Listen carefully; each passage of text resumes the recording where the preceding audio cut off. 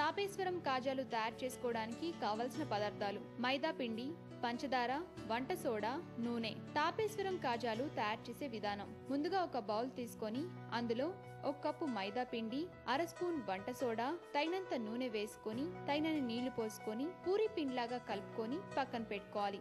ఆ తర్వాత స్టవ్ వెలిగించి గిన్నె పెట్టుకొని 1 కప్పు పంచదార, తగినన్ని నీళ్లు పోసుకొని పాకం పట్టుకోవాలి.